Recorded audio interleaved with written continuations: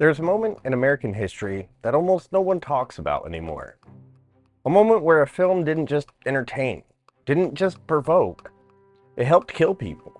In 1915, audiences lined up around the block to watch The Birth of a Nation, the first true Hollywood epic. But when the lights went down, something else rose up. Lynch mobs, race riots, and a resurrected Ku Klux Klan. In the movie's aftermath, racial murders spiked in the wake of the film's release, a pattern that modern researchers have been able to trace in county-level data with horrifying precision. Not metaphorically, not symbolically. Measured, documented, correlated, real. A 2021 Harvard-affiliated study of 606 counties where the film's roadshow played found sharp short-run increases in racial violence and Klan organizing. And those same counties remain more likely to host hate groups a century later. This was the first film in U.S. history to be screened inside the White House, with President Woodrow Wilson's private viewing elevating it from spectacle to something close to state-sanctioned narrative. In a Jim Crow America where segregation was enforced by law, that mattered. The message the film broadcast was simple. Racism is not only acceptable, it's heroic. But that was just the beginning. Over the next century, the US government would learn something extraordinary. Cinema wasn't just entertainment, it was a weapon. During World War II, the US government's propaganda apparatus used film to build hatred, packaging an entire nation into an enemy race that needed to be destroyed. Most infamously, in orientation films like Know Your Enemy, Japan, commissioned by the War Department. During the Cold War, the Pentagon realized something even more powerful. If you control the story, you control the public. And once the CIA joined in, the entertainment industry didn't just make movies, it made believers. Believers in noble wars, believers in necessary violence, believers in racial hierarchies dressed up as national security, believers in heroes who look a certain way and enemies who also look like someone else. By the time the 21st century arrived, the US didn't need obvious propaganda films, because Hollywood, in key genres, had become propaganda. Script notes written by Pentagon officers, characters rewritten in consultation with intelligence officials, entire scenes deleted because they revealed too much of the wrong truth. Blockbusters engineered to rehabilitate torture, glorify war, and racialized who America should fear next. This is the part of US history hidden in plain sight. America doesn't just export movies, it exports narratives. Narratives about who's good, who's dangerous, who deserves empathy, and yeah, according to the story, does not. In this episode, we're not looking at movies America happened to make. We're looking at the movies America needed to make. Because behind every blockbuster, behind every patriotic montage, behind every heroic soldier and monstrous enemy, there is one question we never were supposed to ask. Is this actually what happened, or is this what the government needed us to believe?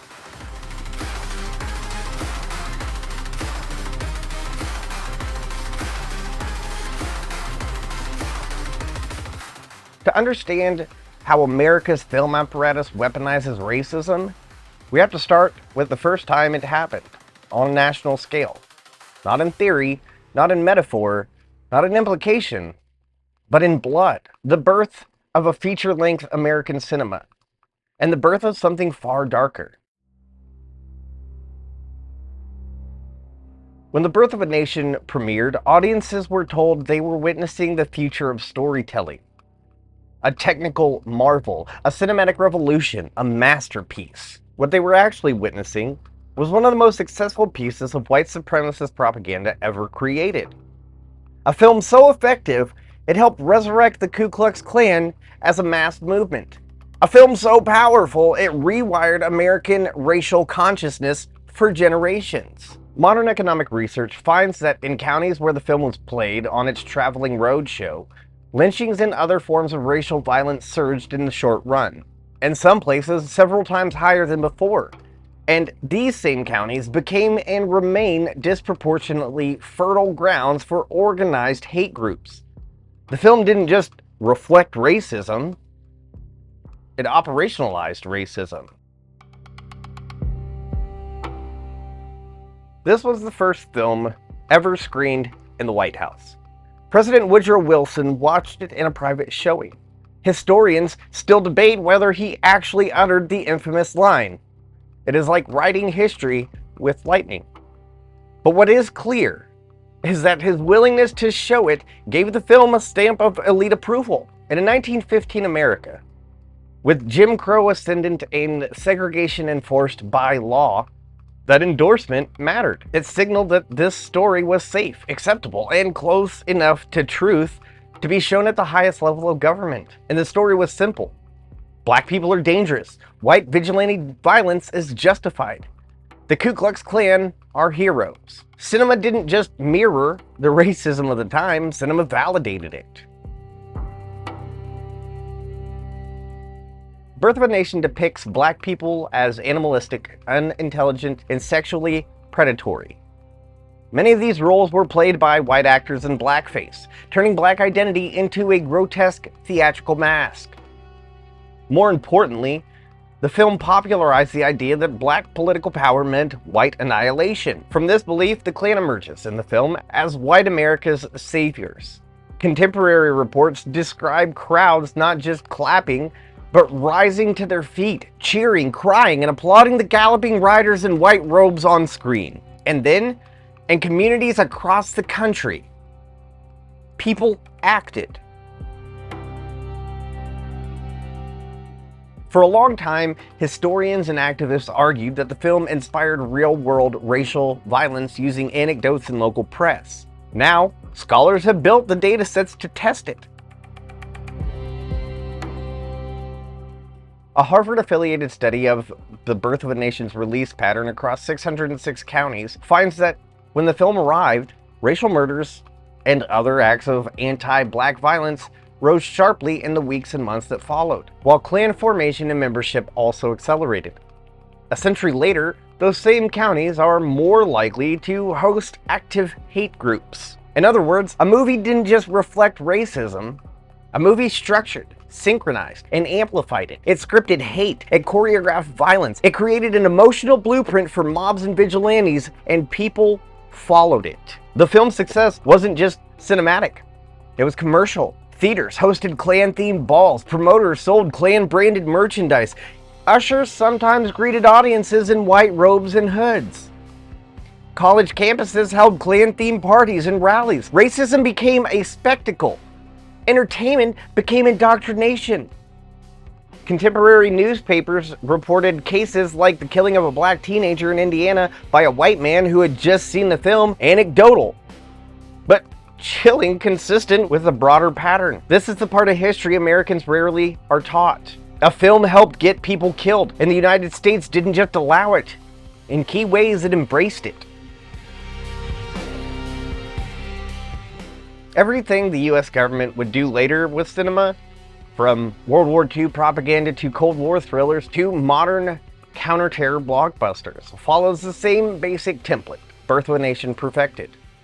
First, create a racialized enemy. Then, portray that enemy as a threat to social order and safety. Then, elevate vigilante or state violence as not only justified but necessary. Embed this narrative into the entertainment, not news, so that it bypasses the defenses people use to overt politics.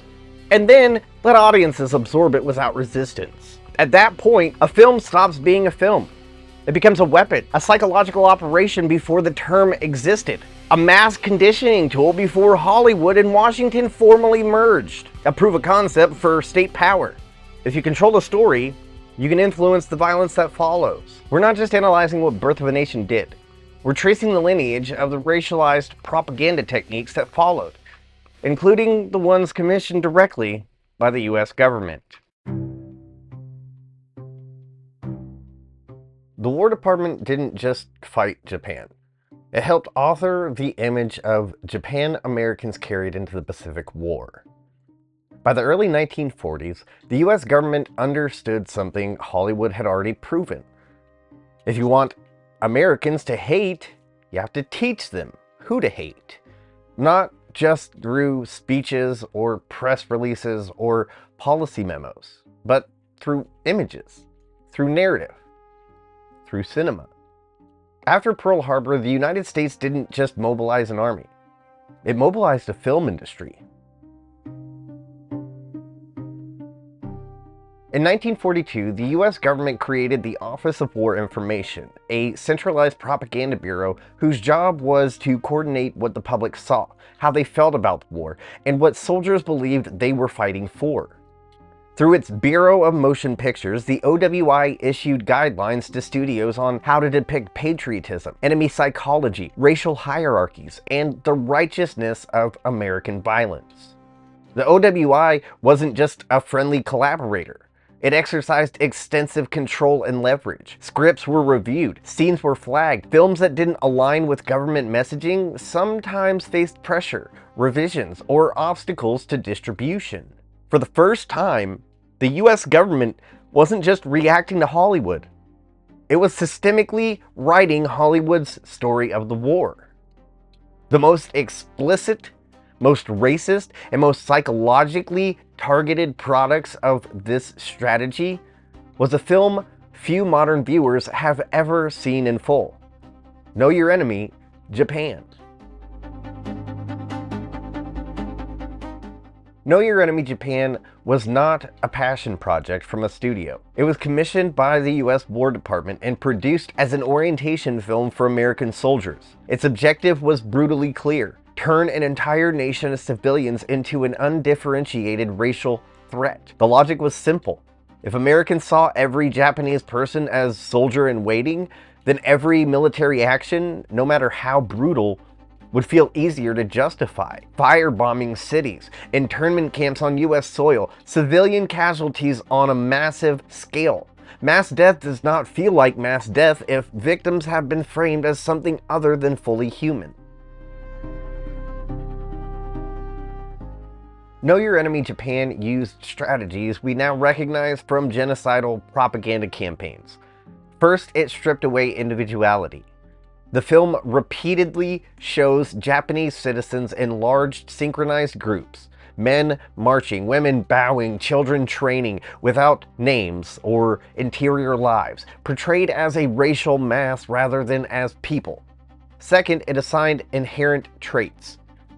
The narration described the Japanese race as fanatical, treacherous, obedient to death, and incapable of independent thought, framing these as biological or civilizational facts rather than political choices. Third, it wrapped this racism into a pseudoscience and warped culture explanation. The film leans on myths, social Darwinist ideas, and caricatures of Shinto to suggest that Japanese people are naturally driven toward militarism and conquest. Finally, it collapses the distinction between civilian and soldier. By blending images of farmers and school children, factory workers and troops into one seamless, militarized mass, the film encourages the viewer to see every Japanese person as a single, undifferentiated enemy. The message was clear. Every Japanese person is the enemy. Every Japanese life is a threat. Every Japanese death is justified. This cinematic campaign didn't operate in a vacuum. It ran alongside internment policies that rounded up Japanese Americans, including children, and imprisoned them without trial. It ran alongside a strategic bombing campaign that incinerated Tokyo, Osaka, Nagoya, and other cities, killing hundreds of thousands of civilians, and it culminated in the atomic bombings of Hiroshima and Nagasaki. Historians have argued that racialized depictions like Know Your Enemy, Japan helped make these policies politically and socially possible by training Americans to see Japanese civilians not as citizens or as human beings, but as racial extensions of a total enemy. Propaganda isn't measured in box office returns. It's measured in permission. The War Department learned that if you define an enemy racially, you remove moral friction. If you erase individuality, you erase empathy. If the public fears an entire population, they will tolerate almost anything done to that population. Birth of a Nation showed what cinema could do accidentally. Know Your Enemy, Japan showed what cinema could do intentionally. The US government didn't just depict a war, it helped construct the emotional architect that made the war's most violent policies socially and politically acceptable. This was racism not as fallout, but as design. And after World War II, the government realized something stunning. Cinema could reshape public consciousness faster than any newspaper, speech, or poster. Which leads directly into the next chapter. By the end of World War II, America's leaders had seen something extraordinary. Cinema could change how people felt about an entire population. Cinema could rewrite morality. Cinema could justify mass violence. So, after Japan surrendered and the theaters emptied, a quiet decision emerged across the national security establishment. Never again would America rely solely on propaganda as clumsy, as obvious, or as temporary as wartime newsreels. The next evolution would be elegant, permanent, and often invisible. Not just propaganda films, a propagandized Hollywood. In the late 1940s and early 1950s, the Department of Defense and its service branches built out what would become one of the most powerful and underexamined systems in American culture. A network of entertainment liaison offices embedded in military public affairs structures. Their job was simple: control the image of the US military, shape narratives favorable to American power, embed those narratives in the world's most seductive storytelling machine. These offices had something no earlier propaganda bureau had possessed: leverage. If a filmmaker wanted an aircraft carrier, a nuclear submarine, Apache helicopters, real soldiers as extras, a desert training base, fighter jets, a convoy of armored vehicles, there was only one place to get them. The price was straightforward. Your script had to be approved. Not just informally discussed, not merely consulted on, approved. For decades, audiences assumed the military simply consulted on films to get the details right. Declassified documents tell a different story. They show officials rewriting dialogue, deleting entire scenes, removing politically sensitive content, altering character motivations, and in some cases, refusing support or effectively killing projects when studios refused to comply. These were not neutral suggestions. They were edits, backed by control over budgets and access. And the edits served a consistent purpose: to present the US military as ethical, heroic, competent, necessary, and largely innocent of systemic racism, sexual violence, or war crimes.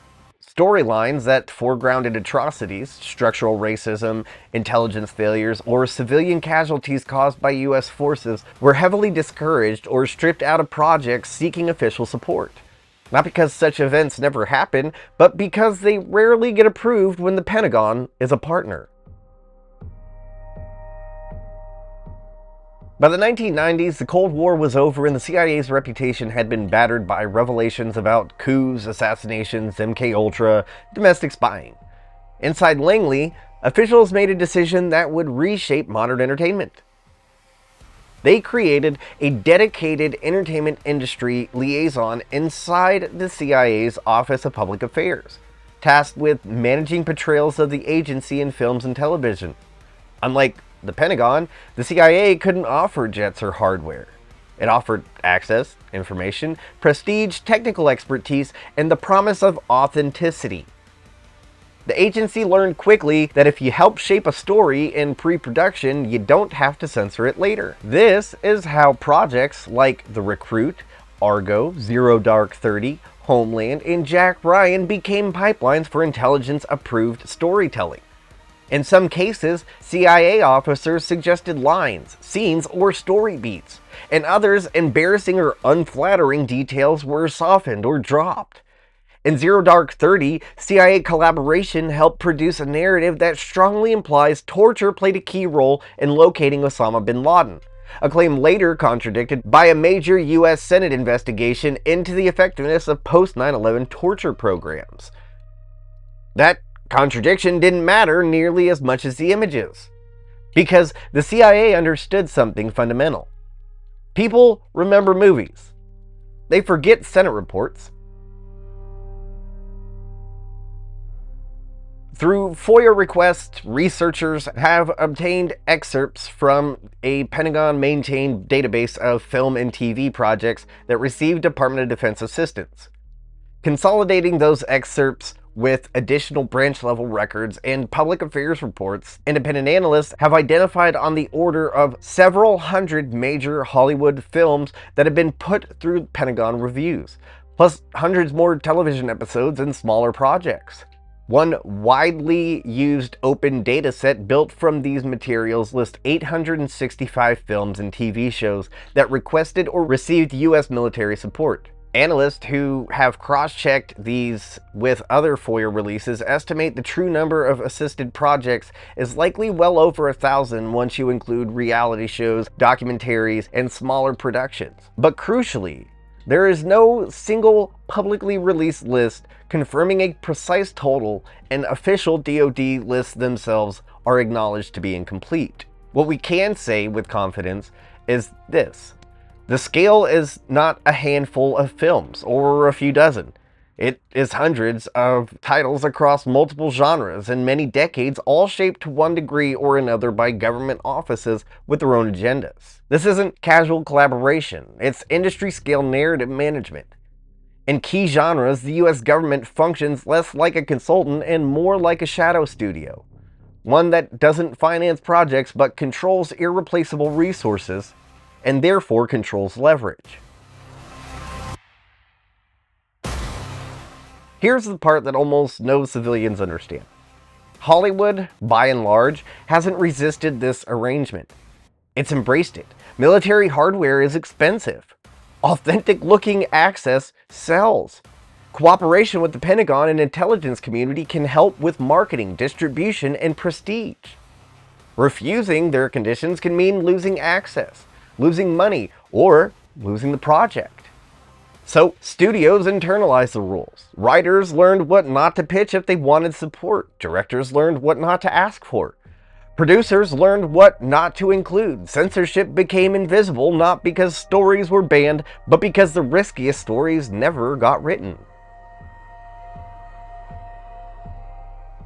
By the late 20th century, the government no longer needed the open, overt racial language of the World War II propaganda films. The racism could be coded, symbolic, embedded in tropes, tied to threat profiles, and smoothed over by the logic of national security. Hollywood tropes did much of the heavy lifting. Middle Eastern terrorist villains, Latino drug cartel enemies, black gang members, Asian techno threats, Russian masterminds, savage militias in the global south. In film after film, American violence was the solution. Racist fantasy became national security narrative. National security narrative became profitable entertainment. Profitable entertainment became cultural memory, and cultural memory became political consent. All of it, every stereotype, every noble intervention, every heroic insertion of American power was reviewed, nudged, and encouraged by the government offices when those projects sought official support. By the 2000s, something definitive had happened. The United States no longer needed a wartime OWI, newsreels, or overt "this is propaganda" labels. It had something more powerful. A film and television industry that, in key sectors, had been structurally, financially, and psychologically fused with national security institutions. The racism that once justified lynch mobs and later justified internment now helped justify drone strikes, border militarization, surveillance programs, counter-terror wars, foreign occupations, police militarizations, and aggressive immigration crackdowns. The narrative didn't have to be explicit. It just had to feel normal. When racism becomes part of cinematic language, it becomes invisible. When propaganda looks like entertainment, it becomes irresistible. When most people think of propaganda, they imagine something loud and obvious. Banners, posters, slogans, marching bands, and megaphones. But the deadliest propaganda is quiet. It entertains you. It comforts you. It thrills you. It makes you laugh. It makes you cry. It becomes tradition. And because it feels natural, because it feels like culture, because it feels like how movies are supposed to look, you never see what it's doing to you. This is what America has perfected. Racism not as a one-time event, but as an operating system, coded into the stories we consume, invisible to the audience, indelible to the mind. To understand how it works, you have to understand the psychology behind it. Humans don't remember data. We remember narrative. We don't carry around detailed statistics on wars. We remember heroes and villains. We don't remember the fine print of Senate reports, but we remember what the movie showed us. We don't remember the full complexity of geopolitical conflict. We remember the single brown face standing in front of the detonator. Because stories feel personal, emotional, and human. Our defenses drop. Influence slips in through the back door. Not through argument, but through experience. Both Hollywood and national security apparatus know this. This is a part of why they merged around certain kinds of stories. See something once and it's coincidence. See it twice and it feels like a pattern. See it 10,000 times and it feels like reality. For decades, cinema has repeated the same racial archetypes. Black characters framed as criminals or looming threats, Latino characters framed as cartel members or border invaders, Middle Eastern characters framed as terrorists, Asian characters framed as enemy masterminds or robotic collectivists, Indigenous characters framed as savage, mystical, or doomed, white characters framed as heroic, reluctant, morally tortured saviors. You don't consciously memorize these patterns. You absorb them. Once absorbed, they shaped instinct, who you fear, who you trust, who you empathize with. Those instincts drive voting behavior, policing policy, consent for foreign wars, jury decisions, media consumption, and gut feelings about who belongs where and who deserves what. The architecture of public opinion rests on imagery that, in many cases, was never ours to begin with. State-aligned cinema doesn't have to announce that it's racist. It only has to encode racism into a template of familiar genres. Action films teach you that brown skin signals threat, that the American soldiers embody virtue, that foreign cities are battlefields, that civilian casualties are background noise. Thrillers teach you that certain accents mean danger, that a Muslim call to prayer is ominous foreshadowing, that harsh interrogations and mass surveillance are regrettable but necessary. Police dramas teach you that marginalized neighborhoods are crime reservoirs, that cops are flawed but noble, and that force is complicated but unavoidable. Superhero movies teach you that global destruction requires American intervention, that villains are often ethically coded, and that military support equals moral righteousness. Propaganda isn't a separate genre. It's a set of assumptions living inside every genre. Each era gets the enemy it needs to justify its wars and crackdowns. In the 1910s and 1920s, films helped frame Black Americans as sexual threats, political dangers, and violent mobs, dovetailing with a wave of lynchings and race riots. In the 1940s, Japanese people were framed as a fanatical enemy race, helping rationalize internment and mass bombing. From the 1950s through the 1980s, communists were framed as infiltrators and faceless collectivists, reinforcing McCarthyism and Cold War escalation. In the 1990s and 2000s, Middle Eastern characters became default terrorists and religious extremists, tracking with the war on terror and invasions abroad. In the 2010s and beyond, Latino immigrants were framed as invaders or gang members, and Chinese citizens are techno-authoritarian masterminds, echoing border militarization and renewed great power rivalry. In case after case, cinematic racism has tracked closely with policies a given era wanted to sell. Lynching regimes, internment camps, anti-communist purges, the war on drugs, the war on terror, border walls, drone warfare, and expanded surveillance. Cinema doesn't just follow politics. It prepares politics. It gives the public a villain to fear so that the state can present itself as protector.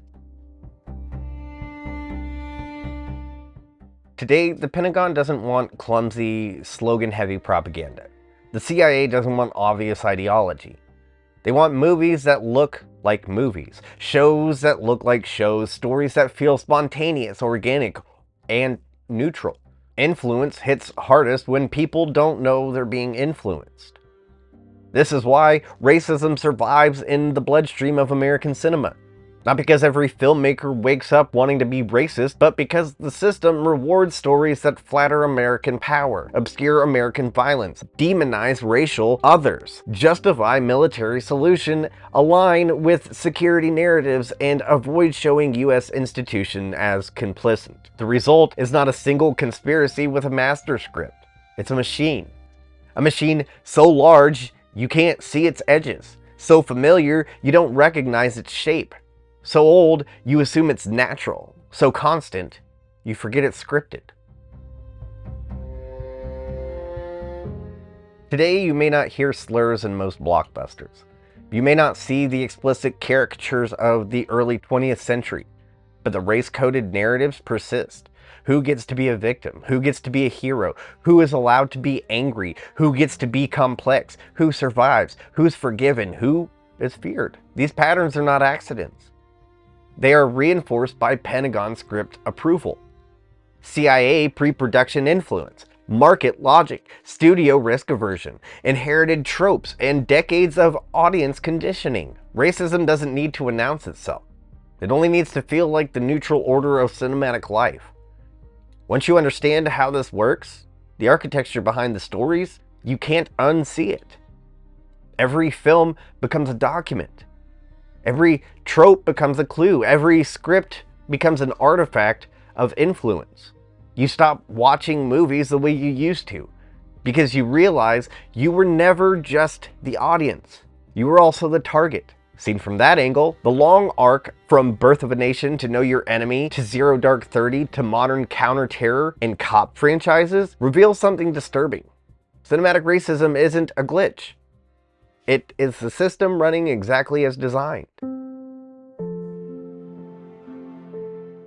If you've made it this far, you already know something most Americans never realize in their entire lifetime. Our country didn't just build a film industry. It built a narrative engine. One powerful enough to help define enemies, justify violence, and racialize entire populations without ever saying so outright. From the mobs and clan growth linked to Birth of a Nation, to the racial war rhetoric of Know Your Enemy Japan, to the Pentagon and the CIA script involvement in hundreds of movies and shows, to the coded racism embedded in modern thriller, cop dramas, and counter-terror sagas. The pattern is hard to ignore. When the United States needs consent for violence, Hollywood often delivers stories that make the violence feel necessary. These stories don't stay on the screen. They bleed outward into public opinion, domestic policy, foreign wars, policing, jury decisions, prejudice, fear, and the quiet basis that shapes everyday life. For over a century, cinematic racism has been an accident America has tolerated. In many contexts, it has functioned as an instrument America used. Because racism isn't just a belief system, it's a tool, a justification for power, a lubricant for war, and cinema, one of America's most powerful exports, carries that tool around the world. The most dangerous propaganda is not the film that tells you what to think, it's the film that teaches you who to fear. It's the story that makes a racialized threat feel obvious, natural, inevitable, and a plot where the enemy looks just foreign enough, just brown enough, just other enough that the hero's violence feels righteous. When you see that pattern repeated across thousands of films in multiple decades, you're not just looking at entertainment. You're looking at conditioning, a psychological operating system written in casting decisions, shaped in Pentagon and CIA offices, when support is requested and delivered with surround sound. So we're left with questions that people in power would rather we didn't ask. Whose stories shaped us? Who paid the price for believing them? How many policies did we have to accept because of the villains cinema taught us to fear?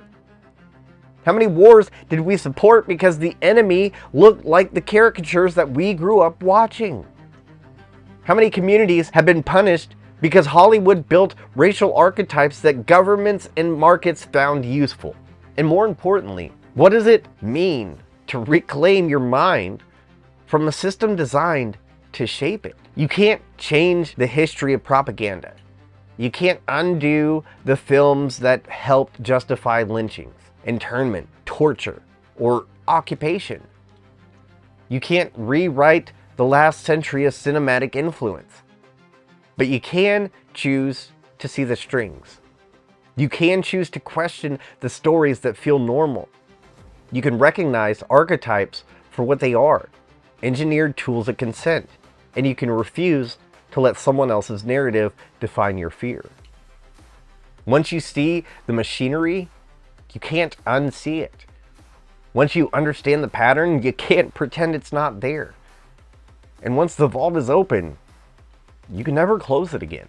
This has been Uncovered Investigates. I'm Kyle Fields, and if this investigation has done anything, I hope it's reminded you that sometimes the most dangerous weapons aren't guns, bombs, or armies. They're stories. Because stories don't just entertain. Stories build nations. Stories justify violence. Stories create enemies. Stories shape identity. And in America, for more than a century, stories have also been war. Thank you so much for watching. Stay curious, stay critical, and always stay awake to the narratives that shape your world. Take care.